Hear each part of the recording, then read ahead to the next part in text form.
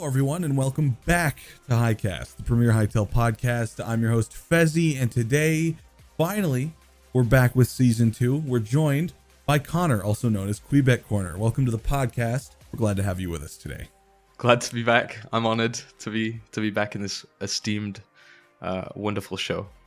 As am I. It's been forever since we've done one of these. It's going to be really cool to dive back in. So, we're going to start it with the thing we always start it with, right? But the thing is you're a little different. Everyone should already know who you are. But for those of you that don't, could you please explain who you are in the Hytale space? Tell us a little bit about yourself. Yeah, sure. Professionally, like I work as a writer and a games designer. So I do a lot of work for other YouTube channels in terms of like scripting, or just concepting concepts and content and managing stuff. I made machinimas and was like coming up with game modes in Minecraft for a while and like servers in the marketplace. But it was probably about mid 2018 that I started to feel like kind of distant from the game, and started like taking up more work in Roblox, because the whole idea of it just being a new platform was just like more interesting to me. Like there's a lot more freedom, a lot more flexibility. It was like a new world, and that was mid 2018. And then the Hytale trailer dropped. And so like right as I was getting into a whole new world, it was like jumping right out again into something else. And because I don't know, it just felt like a whole new frontier to me. So I've just been creating content there ever since. Yeah. Well, hey, that's pretty cool to hear. I mean, hey, you know, that Roblox experience might actually help you out with Hytale, because a lot of conversations we've had on this podcast have kind of compared Hytale closer to Roblox than Minecraft. So that actually might be something that proves pretty beneficial for you in the future. So definitely. Yeah.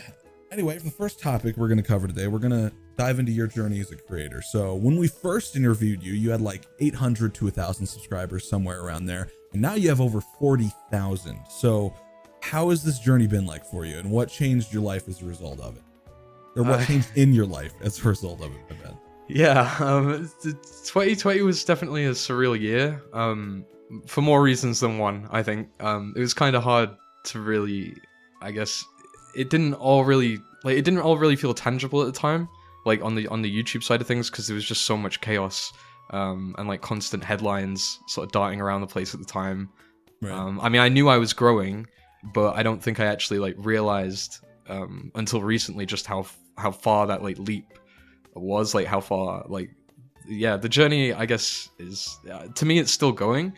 But it's definitely been like really cool just sort of getting to meet new people, get a better sense of what it's like to just form a community. Feedback and criticism too.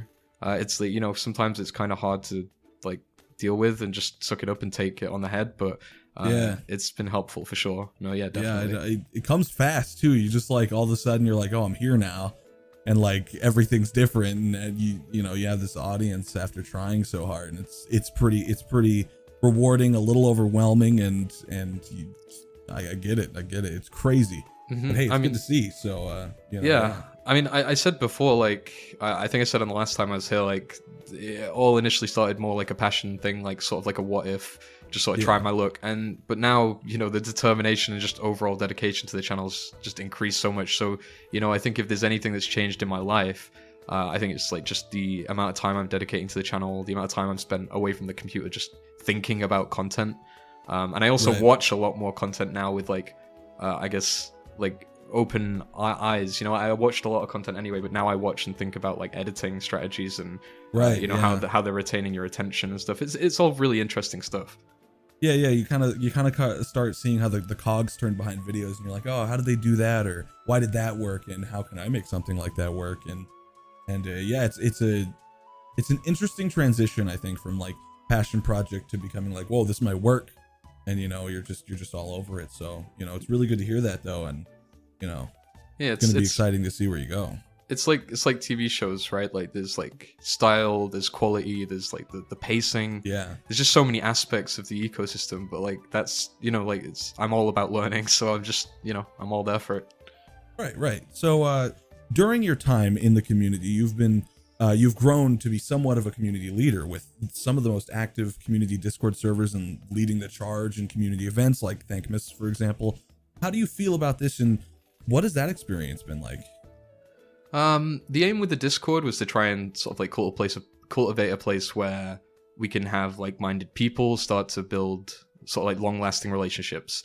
Like-minded being that you like Hytale, of course. Like, Right. you know, I think encouraging debate is also fun. But again, mostly that's what Reddit's for. So I think Discord is a good thing to have around like daily, even weekly, just to sort of have there checking in as a routine, as a community, to sort of just see what others are, you know, saying, what art is new, what the leading theories are, or even like the postcards of the week. Like they just keep people buzzing. You know, I think it's been a challenge in some aspects to sort of get everything organized, but I wouldn't be here today if it wasn't for like the server mod team.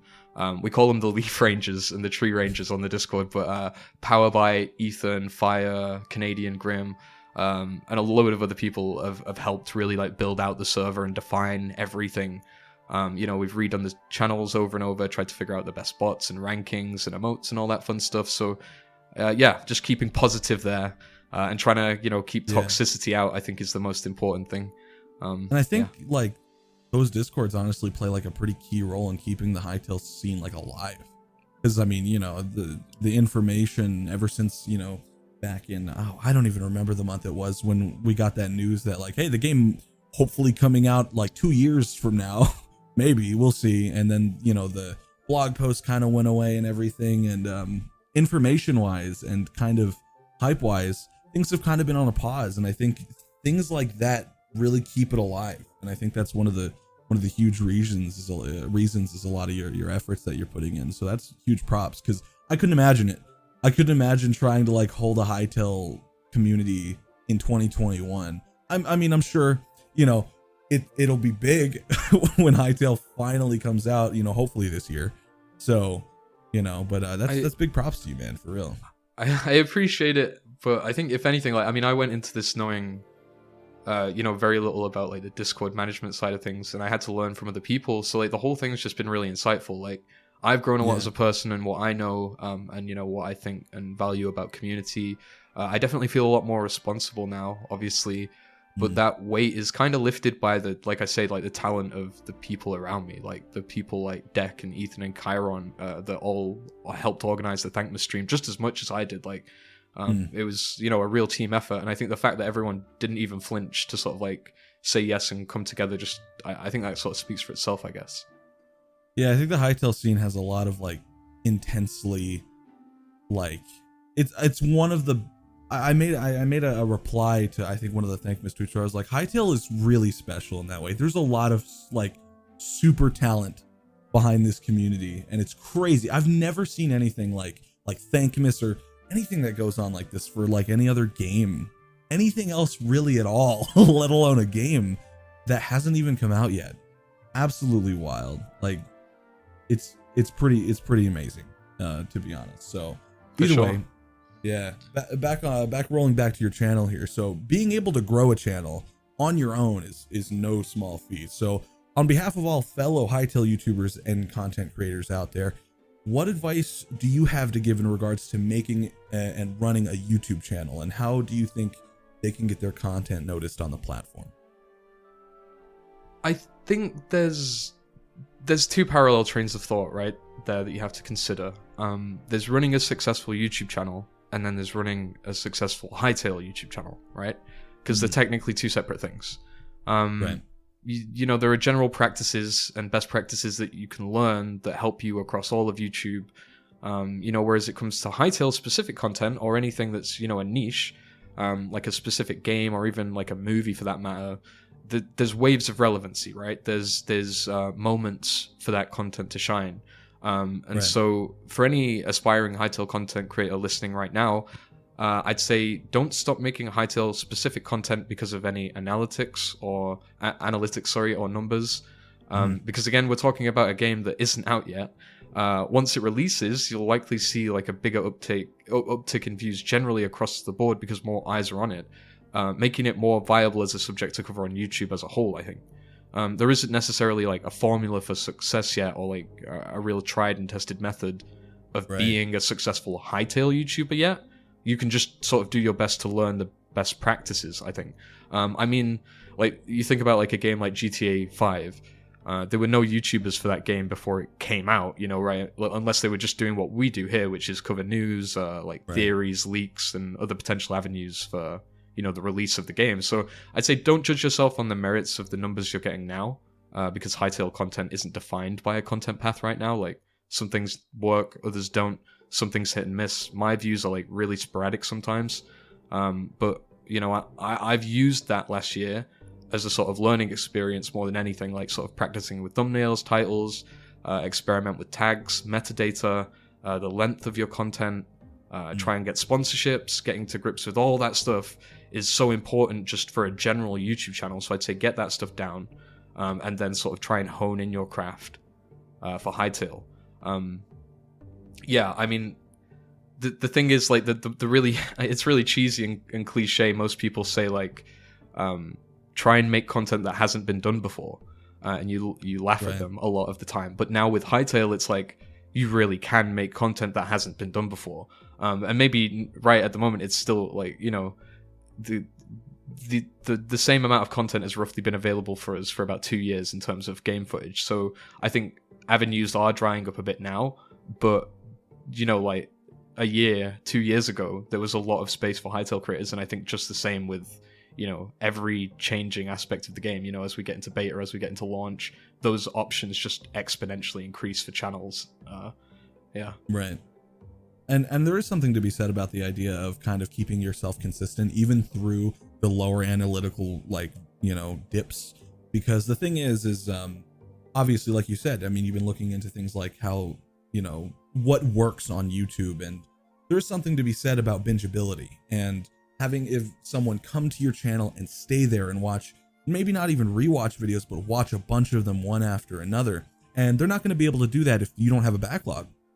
So having a bit of a foundation for yourself when Hytale does come out, those analytics might be rough right now, but I mean, if the algorithm picks you up, if people are binging your content, that could be hugely beneficial for you in the future. So, you know, yeah, look, I think, everything's scalable, right? And right. Even back when I had 3,000, 4,000 subscribers, even back when I only had like a few hundred, I was still trying to, like, you know, figure out my own content path, and I wasn't trying to let the numbers affect me as much, because I realized that, you know, that isn't, you know, the pull isn't there, but it sort of just happened naturally. And that's right. It's, I mean, yeah, it's a new frontier. And, you know, I saw an opportunity to do something that people hadn't really spoke about. You know, like, I noticed some things in images that people hadn't mentioned, some, like, lore ideas. And it really started small, and then it just sort of built into bigger ideas. And I think, yeah, I mean, it's really hard to try and give advice on that sort of stuff, because you almost get, like, imposter syndrome. Yeah. I relate to that heavily. Yeah, 100%. So I mean, I guess I'll end my answer there, and yeah, I guess, yeah. I guess just keep. I guess a good way to finish that is just kind of like keep that motivation up, and you know, the stars might align. So yeah, I mean, the one thing I've always said is always make content that you would 100% click on yourself. Like a video that you could not deny to click on. Like aspire to make that content. Yep. And if you miss it, then just keep improving until you get better and better. Exactly.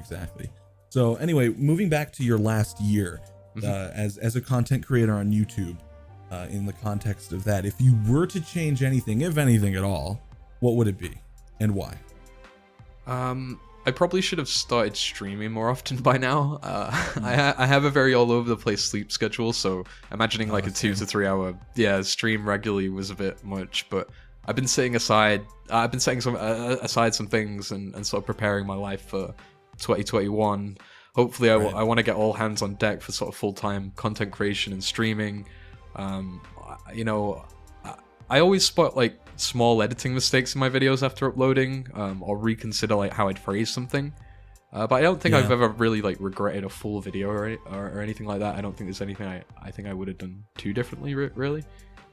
Yeah, and that's respectable. You know, the stars aligned. You wouldn't want any of them to be any different, because it ended up working. You know, and that's an incredible feat on its own. So I understand that for sure. And yeah, I can definitely relate to that to that sleep schedule thing, because YouTube. The thing is, if you want to push it full time, YouTube is a full-time job, even more than that sometimes.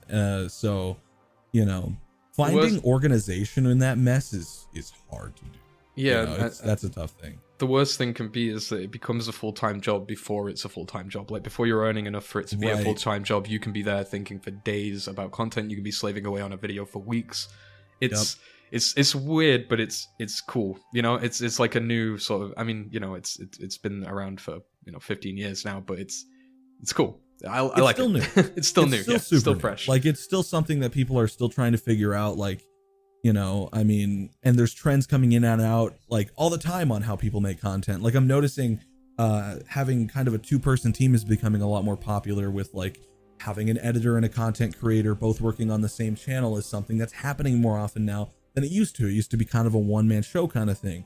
And the idea of like an editor getting like more of a, I guess, like a spotlight and a persona and a voice is really important. Like, I think perfect examples like Markiplier and Lixian. Like, Lixian is very much a part of a lot of those videos, to the point where a like 20-minute compilation of the two came out on Markiplier's channel. And that's not something that was around even like 3 years ago. Like, that's new.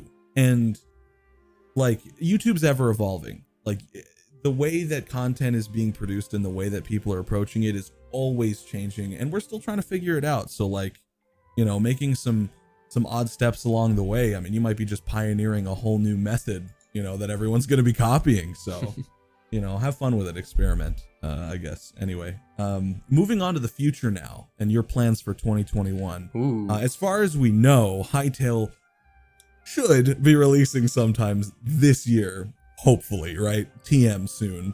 So what are your plans for when that finally happens? What sort of videos do you plan on creating during the beta and post-release, and what can we expect to see from your channel? So I guess I should just list it all off here so I can refer people back to this who ask, because I get this question like a lot.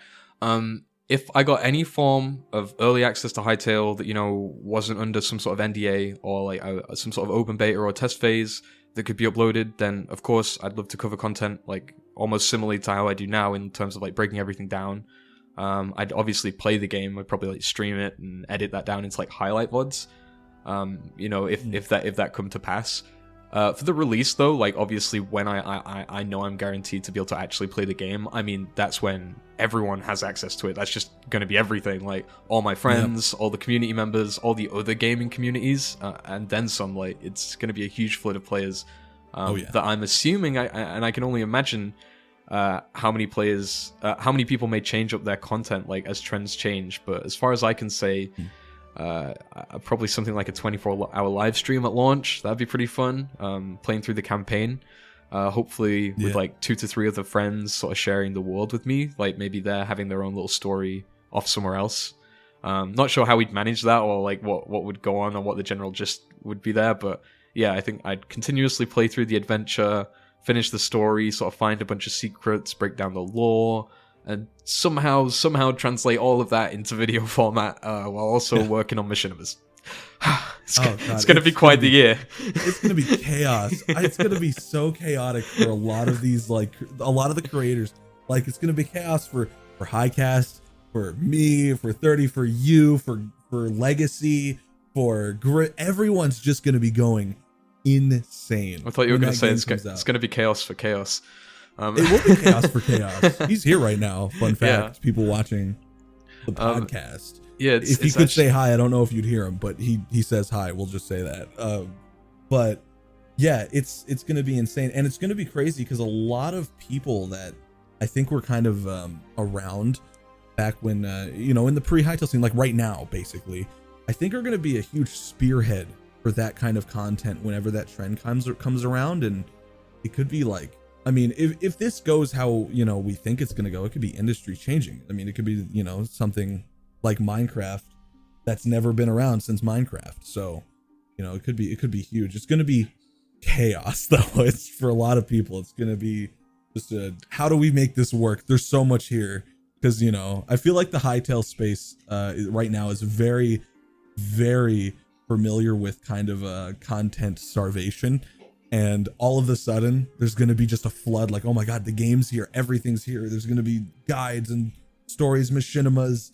There's going to be building tutorials and modding tutorial. It's going to be overwhelming at first, I think. It's so big that it's so big, it's exciting, but it gives me like humongous anxiety. Yeah. Do you know how much I dread? Like, I've had nightmares where I've woken up and like Hytale's dropped the night before, and I went to sleep too early. Like, and I just like, I'm like, no, I gotta get on, and like the world is there playing Hytale, and I just have these nightmares where I'm like, dude, I just get so much anxiety about it because there's just there's so much to do. Like, what you do within that first month span will like, that's also a big moment for like the content creation scene, like where you how you capitalize on that moment for your like channel and stuff. Like, there's a lot of pressure in that moment. Like guys, I'm hesitantly optimistic about the release of Hytale. I'm excited as can be for the game, absolutely, but I'm terrified for what's gonna come with it. Like, it's gonna be insane. I mean, literally, the algorithm's a monster. It could it could eat me up and spit me out alive. Come this summer or next year or whenever it is. Terrifying. It's and that is, I don't know, that's part of the. It's part of the fun for me. Like, I don't know, like, I feel like if anything, this would be a really good case study to show how, I guess, like, trends can dominate specific maybe communities or pocket communities and stuff like that. I don't know. I think it'd all be really interesting after the fact to look back on anyway. I'd definitely make a video essay about it. Oh yeah, and I'm sure we'll be there to watch it. So anyway, moving into those, like, into your content cycle and stuff. What is your process for creating a Kweebec Corner video kind of in the present now? How do you ensure like the high quality standard that you have, and what do you focus on behind the scenes? I usually always start planning with like a question. Like, I have a little Excel sheet that I use just to sort of plot videos I've already uploaded with concepts and ideas below that, and then just I reorder depending on what concept or title I think would like work the best or like fit and be most relevant that week. And usually the question is something like lore-based or something directed at the development of the game. And from there, I just sort of try and imagine like what a thumbnail would look like for that and what the contents of the video would be. At this point, I'd say I'm pretty good at just being able to sort of instinctively do this like fairly quickly now. Like, I think like the first 5 theory talks I did were sort of like all concepted in 20 minutes back at the start of 2019, just because I'd been researching the game for so long, I had all these ideas built up in my head, so I just sort of spewed them out onto paper. And I spent like 6 months going through that content list. And then usually the big sort of like the titles will sit there for a while until it takes me getting to like the script, which is, that's like the bulk of the work is me actually like researching. I mean, I assume what most creators do, which is script, research, record, edit the audio, edit the video in Premiere Pro, like sort of perfect the thumbnail and send it on its way.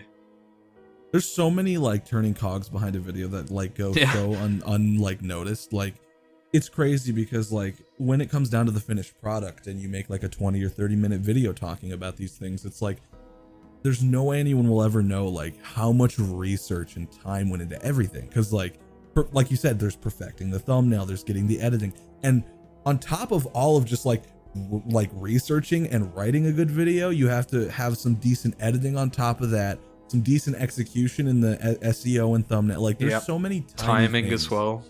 Timing and pace, and all music is all there. And if anything, all of that just makes me respect the high quality creators even more, because it makes me think, wow, like it took me, I think one time it took me like 6 hours to edit, I think like 2 minutes of footage, because I was just trying to get it so perfect. But I feel like with efficiency and practice and stuff, there are creators that can do that monumentally better in 10% of the time as well, which is just, hats off to those guys. And it's to those guys that it makes me realize how good they are, and it makes me want to learn even more. Right, and they're the ones that kind of push the ceiling higher. They're like, wow, okay, if they can do that, it means I can too. So like, how far can I go? And then, you push yourself further. And a big one for me is Lemino. His stuff, or Lemino, his stuff is unbelievably high quality. And like, I got into him and Nexpo recently. Nexpo's another huge one. I'm glad you mentioned him, because I've never heard anyone mention him before, but he's another one, like, crazy stuff. I'm subscribed to too many YouTube channels, man. It's a problem, dude. You have no idea. I watch the same people, man. I get it. They're crazy though. And it's like, and now, like, imagine having that at home here at Hytale, like having something like a Lemino here or something. It's like, bro, and you kind of want to be that. You're like, bro, you kind of want to be that cornerstone of content of like the high quality stuff. I think you can pull it off. I mean, I think you're on your way. I wish I could get like, right. So there's two issues I think that you have when being a content creator dealing with getting an editor. I think there's the aspect of worrying about the way you communicate and your thoughts and just the personality in the edit itself coming across differently.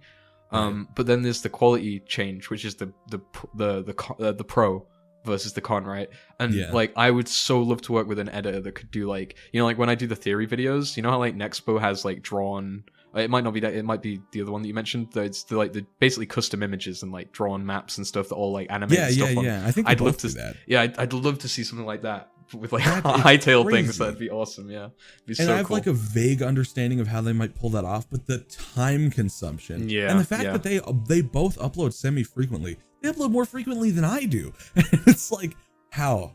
It's crazy. It's crazy. And you know, if we ever get anything like that in the Hytale space, I mean, that's something to be proud of. You know what I mean? If someone pulls that off. 100%. Either way, moving on. So outside of videos and games like built-in video making tool, or what did I just say? Outside of videos and the in-game video making tools that are like built in, like the, you know, what we saw from the trailer, there are many other areas in which like one can express themselves in the Hytale space. So do you plan on diving into like any of these, or perhaps your own server or something like that? I really would love for there to be something in Hytale that I'm good at artistically, other than like narrative and design, like something visual. Like if the model tools are like really intuitive and it turns out that I'm just like really good at making mobs, that'd be cool. Or if like I was somehow a master of PvP in mini games, like that would be awesome, having some sort of like title. Yeah, like having some sort of title to my name. But as for servers, I mean, I definitely have ideas, as I'm sure many do. But again, it's also tough to visualize without some solid baseline, which I expect we'll receive at launch with any luck. But I mean, I'm a designer, so at heart, I like to document things and plan things beforehand. So I guess that's the one thing I've been taking into consideration more than anything right now, is like planning rather than execution, I guess. Yeah, I guess it's all kind of still TBD, because like it's still not out yet. We still have no idea how the game feels. So like, yeah, I guess we'll see. But either way, as well as being like a Hytale content creator, you've been creating videos focused around Minecraft during the waiting period. So do you have any plans on continuing like moving forward with that, or will you be transitioning to Hytale pretty much exclusively post-release? Yeah, so the Minecraft videos. I mean, look, right. So Hytale is an amazing game, but it's no secret that people are uncontrollably going to compare the two. I've never wanted to be a variety gaming channel for Kweebec Corner, and I still aim to solely focus on Hytale's development and eventual launch. But I can't lie, it was downright impossible to deny the sway that Minecraft had. I mean, I was solidly under the impression that MC was going downhill, and I genuinely kind of had a bit of malice towards sort of the Minecraft YouTube scene as a whole, for sort of never being able to get my own Minecraft channel off the ground. I mean, I never started one or tried, but I just kind of got a bit angry about it, and so to see it rebound almost directly following Hytale's trailer, like right as I made a Hytale channel, boom, Minecraft blew up again. Like almost, it felt almost ironically so in my mind, like as if relevancy and culture were making a personal attack on me. Like I couldn't. So anyway, I couldn't not spread my knowledge of the space with the documentary. Like I had all that information. So I just let it go. And having already seen like good numbers for the 30 changes comparison vid, I knew the crossover potential was there. So that helped me bring more more attention to Hytale, like in my eyes. Yeah, if continuing to do that after Hytale launches helps the game succeed, then I'll keep doing that. But I imagine it's gonna garner enough attention that I'll have my hands full. I feel. Yeah, and I think if anything in history was to be like a Minecraft killer, of course, I'm more talking about Java Edition than anything. It's going to be Hytale. I think there's going to be a huge like exodus from Java Edition, because everyone pretty much plays on Hypixel on Java Edition. And well, they're making Hytale, so everyone, I think there's just going to be a majority of that player base, and that interest goes over there. And people might not even super interested in Java Edition content anymore. There might not even be that pull anymore, after a while at least. So, it makes a lot of sense. But either way, kind of continuing on that subject of more variety, do you see yourself covering any other games in the next, like this is way future, like 5 years? And if so, like, what games, considering we don't know what's going to come out in 5 years, but like, take your guess as to a franchise or something or genre that you see yourself covering in the future. On Kweebec Corner, not really. Like, probably other than like game modes in Hytale, and maybe even like a bit more Minecraft, but I wouldn't want to drift too far from home. But I'd be down to look at other channels eventually if like it made sense. If we have good numbers in 5 years, we can do a second channel for GTA 6. Yeah, true. Yeah, that's the plan. We'll just go GTA 6, full opposite of cute Quebec. We'll just go into like a gangster mode. No, but I think it's interesting. I think trends come and go with streaming taking over the meta. That's a whole new ballpark. And things coming and going with relevancy there is a whole other topic, which is so interesting to me. I don't know. Yeah, it's. I couldn't possibly imagine what game we'll be playing. Yeah, hopefully Hytale, but I can't see myself playing anything other really than. I could see it becoming more of a separate channel sort of thing, or a separate project, I guess you could call it. Probably the best way to approach it too. You don't want to like have any kind of division in your home group, so makes a lot of sense. And I suppose like if I ever wanted to market something that's of a different game, it wouldn't really make too much sense to be Kweebec Corner unless I just went as Connor, but that'd be even more confusing.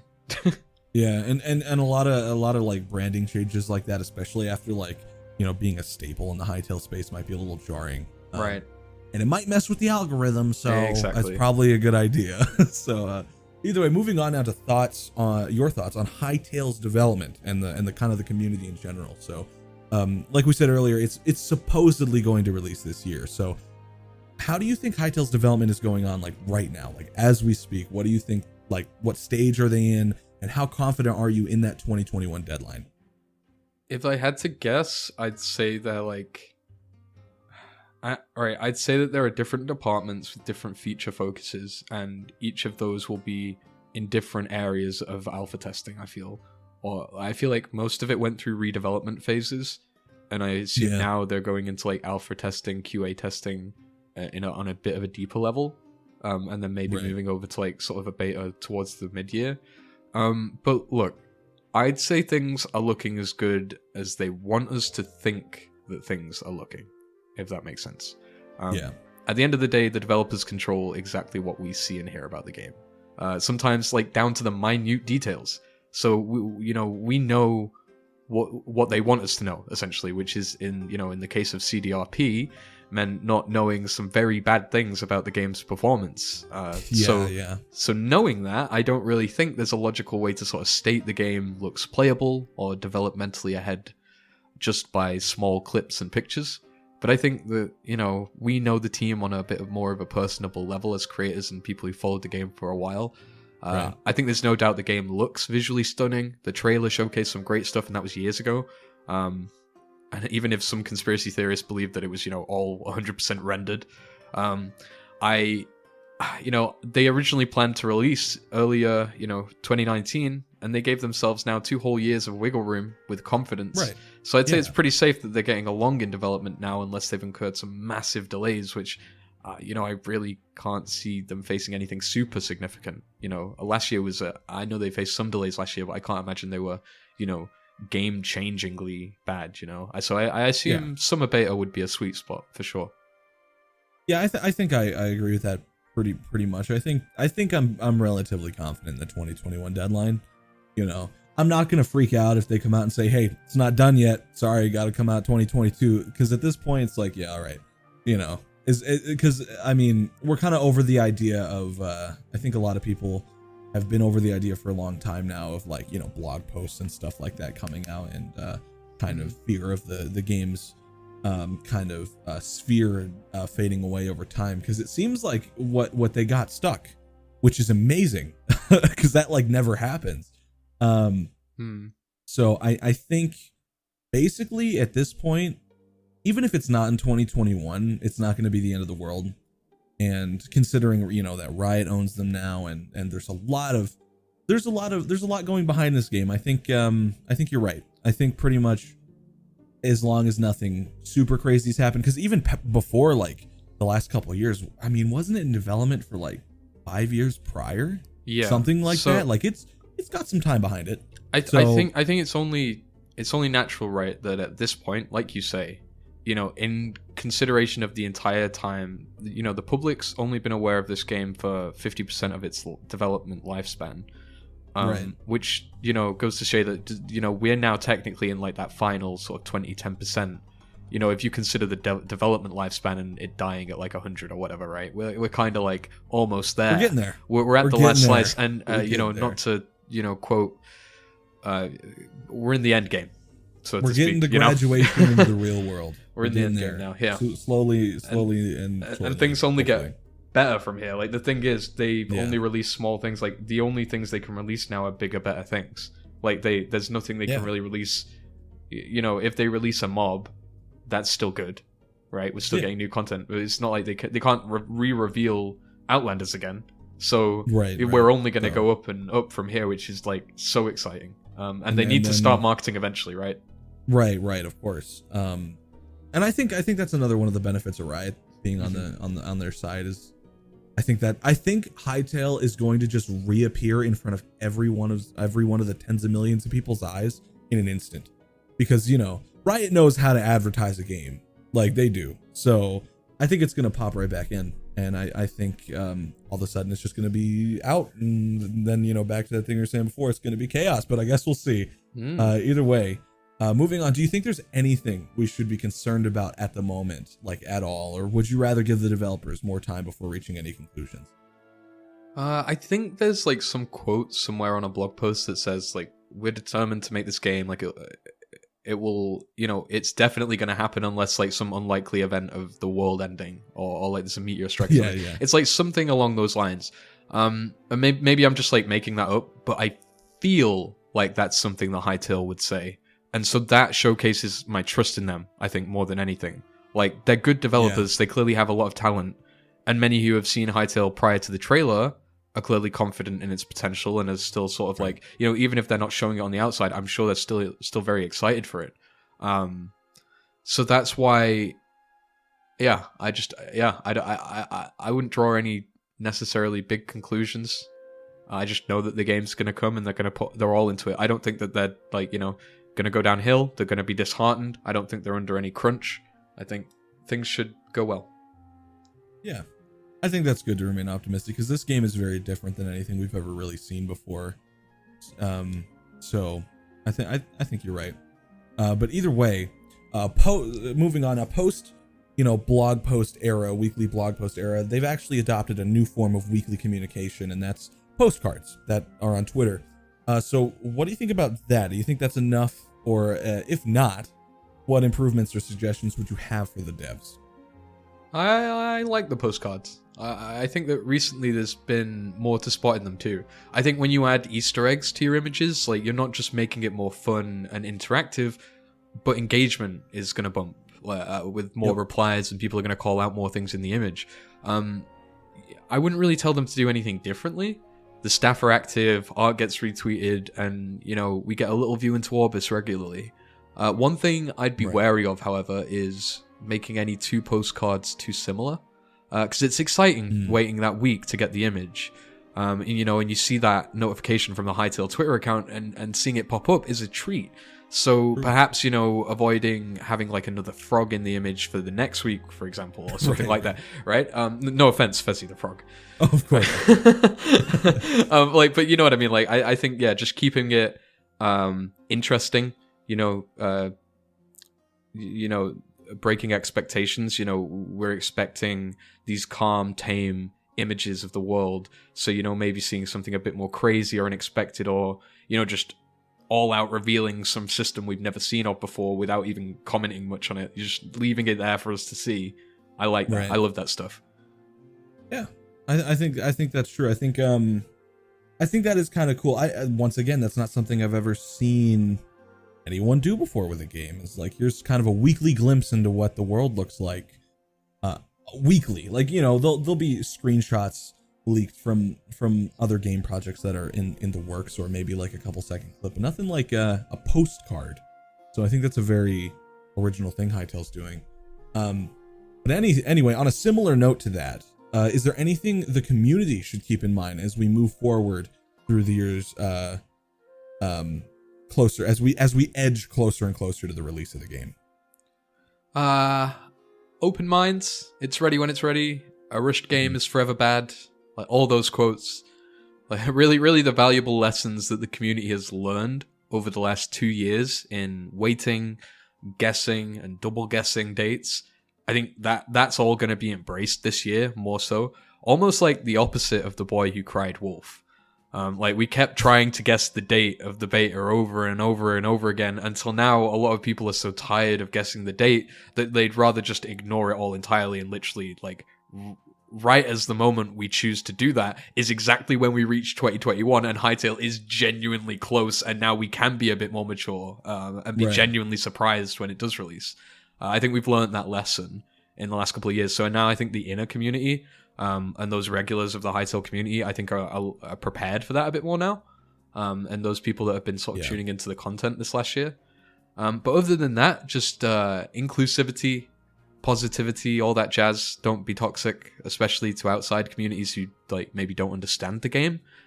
For many, it just takes like a bit more explaining to get them into the concept of Hytale being more than a Minecraft sequel or a ripoff. Think about like how confused you were when someone first described Minecraft to you. You know, it's a world with blocks where you punch trees. Like, what? Like, you know, some people weren't interested in that until they played the game and found all the nuances of it, right? So just give people a chance to understand. Give people a chance to give you a chance, or give people a chance to give Hytale a chance, essentially. Yeah, I think that's a great way to put it. So last of the bulk of like the normal questions before we move on to our bonus stuff here. What are your thoughts regarding the overall Hytale community as a state right now? How healthy are we as a whole, and what should we aim to improve? It's great. There's more people flooding in. It's like getting really cool and somewhat almost emotional being able to like recognize the regulars. Like there's really a genuine like whole living, breathing, like not community. That word's overused, so it's hard to visualize. Like conglomeration, like a living, breathing society. Like we've got a little village worth of Hytale fans, maybe even like a small town's worth of people. And there's different professions and social bubbles and media types, and it's just lovely. It's rare that I think a game can do this. Like I'm sure Fortnite brought people together, but I mean it just feels different, if you know what I mean. I think that's true, and the thing is Fortnite just kind of came out of nowhere. It was just out, people played it, and that's when the community came around. This is like so rare in the fact that all of this has happened before anything. No one's got to touch the game yet, except for the big creators that can't tell you about it because, you know, they can't. So it is incredibly special. It is incredibly rare, and it's something I've never seen before. And I mean, like, Minecraft was also an indie game when it came out. Minecraft didn't even have this going for it, you know. Of course, it became something immeasurable, but it's quite unique in the way that things have happened. And I think that's going to be something that Hytale kind of sticks with. Hytale is a bit of a different mentality towards it, and I'm kind of optimistic for how that's going to translate into the kind of the bigger scene when it comes about. So very, very cool. But either way, now let's move on to those bonus questions that I talked about earlier. Pretty much stuff we thought that would be cool to ask you. Nothing crazy. So on your channel, you created a 2-hour-long documentary covering 10 years of Minecraft's history on the site. So this video eventually grew to not only being like your best performing video, but it amassed over 1 million views and is still going up. So what did it take to make that video? How many days, if not weeks, did you put in that to complete? And did you ever expect it to blow up to the place where it is? So I actually started planning that video before the Kweebec Corner channel existed, because my idea originally was to start a Minecraft channel and like start doing just coverage of things I'd done in the past, and like try and sort of find some sort of like new content type in the documentation of Minecraft's history. That was the idea, but it was never it wasn't even close to thought through. I had like, that video idea in my head, and that was it. Yeah. But then there was just a point when I was sitting there, looking at like this whole Minecraft blowing up thing, and I thought, like, how could I not like take advantage of this and just like show the people, what I've got, essentially. Like, what's the point of living those 10 years if I'm not going to share the lessons I learned along the way, or like the fun moments and memories. And there's so many things, there's so many communities I wasn't involved in that I watch video essays on and documentaries about, that it gives me all this knowledge, and they're really helpful. So I thought, well, okay, I'll do that for Minecraft, because I feel like someone who has good knowledge of that, who's been there, who's seen things, who sourced that. So I think it took about 5 weeks to organize in its entirety, because I had to contact all the YouTubers, which was difficult enough as it is. And then I had to sort of script out all the questions for those guys, organize all those interviews, and record them while I was moving into my new apartment. And then there was probably like 2 weeks of scripting, because I think the script was about 28 pages without the interviews. Wow. Yeah, and then obviously there was probably like a week of research. It was a long time. There was like a week of research. Then there was obviously all the editing was another 2 weeks. I think in total I was probably working on the video in the background of things for like 3 months. Wow. Yeah. But yeah, I'm super proud of it.